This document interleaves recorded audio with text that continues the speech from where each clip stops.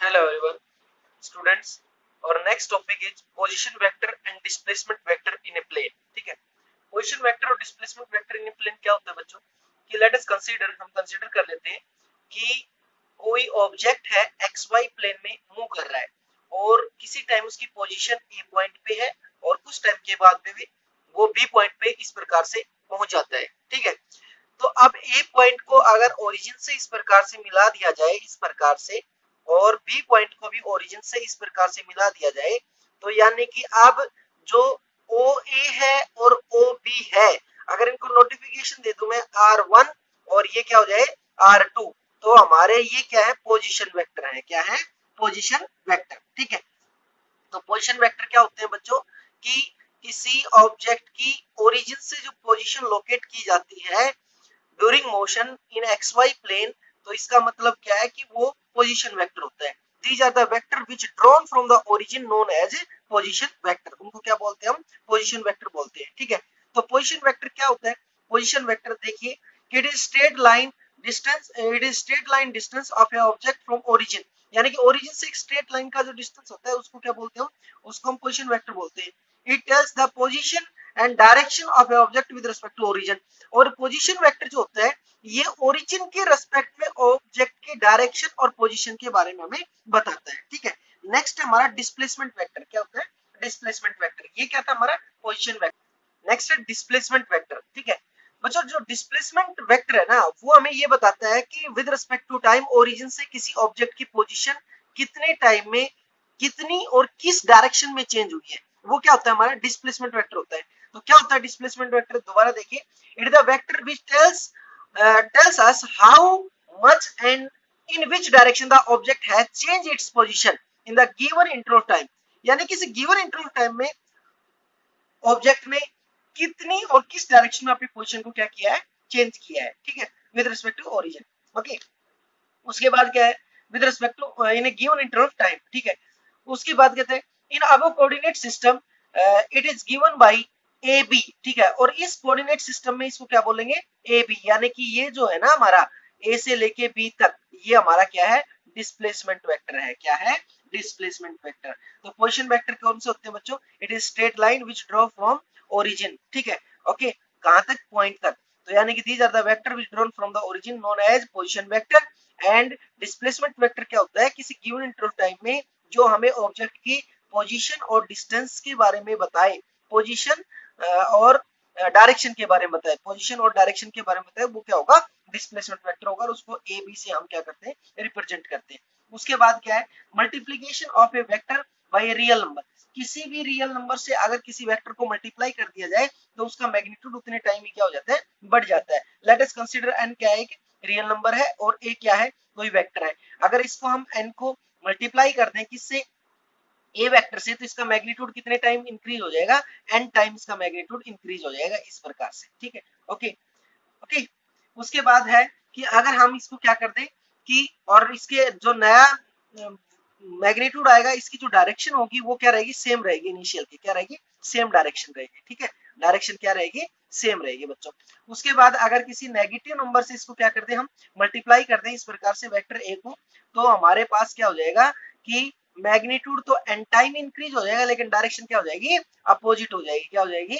Opposite direction हो जाएगी। क्या हो जाएगी? Opposite direction. डायरेक्शन आपकी बार बदल जाएगी। ठीक है, उसके बाद होता है बच्चों रिजल्टेंट वेक्टर। क्या होता है? Resultant vector. ठीक है, रिजल्टेंट वेक्टर। ठीक है, रिजल्टेंट वेक्टर क्या होता है बच्चों? इसको अच्छे से समझ लो आप कि रिजल्टेंट, रिजल्टेंट का मतलब होता है भाई कि हमें फाइनली क्या मिला।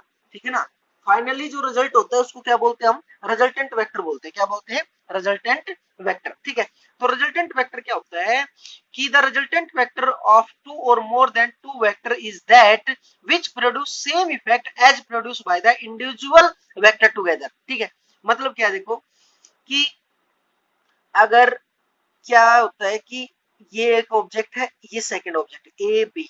ठीक है, और इन दोनों के इफेक्ट के इक्वल कोई ऑब्जेक्ट है अकेला सी। ठीक है, तो इसका मतलब क्या है कि इन दोनों का जो रिजल्टेंट है वो क्या है? सी है। जैसे कोई मूवी होती है और मूवी में बहुत सारे विलन होते हैं। क्या होते हैं? बहुत सारे विलन होते हैं, लेकिन हीरो जो होता है, एक्टर जो होता है, वो तो वन ही होता है। यानी कि इन सभी का रिजल्टेंट क्या बना रखा हमने? एक ही बना रखा है, ठीक है।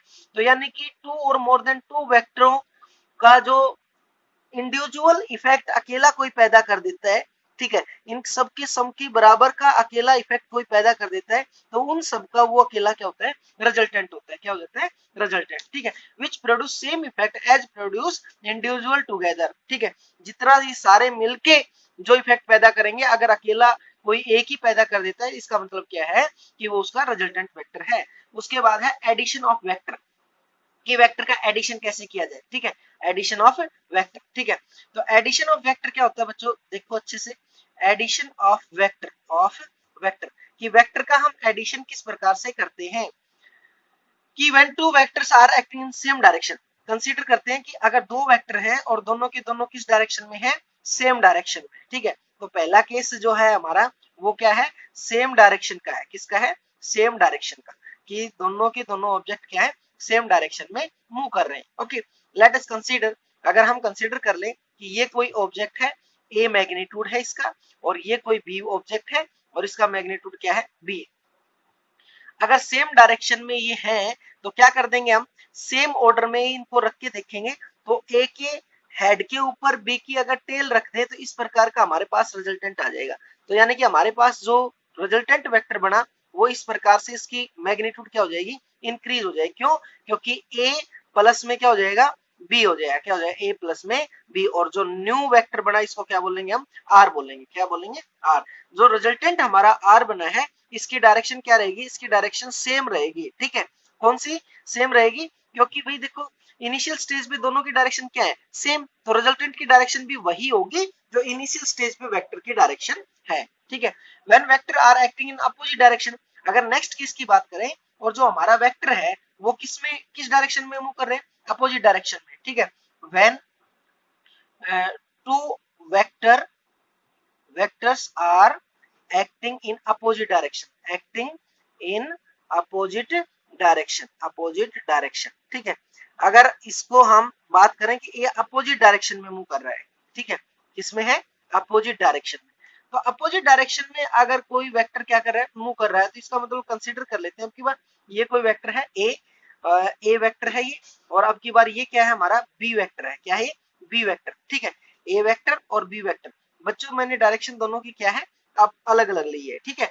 ओके, तो अगर हम इनको क्या करें, अब ऐड करें, क्या करें, ऐड। तो ऐड करने का तरीका वही है कि एक के हेड के ऊपर दूसरे का क्या रख देंगे हम, टेल रख देंगे, ठीक है। तो यानी कि ये हमारा क्या है, ए वेक्टर है, और ये जो बी है ये यहाँ पे रख देंगे, यानी कि इसका जो टेल है ये टेल, और इसको किसके ऊपर रख देंगे, हेड के ऊपर रख देंगे, ए के। तो ए के हेड के ऊपर रखेंगे तो ये इसको यहां तक क्या कर लेगा, कवर कर लेगा, क्या कर लेगा, कवर।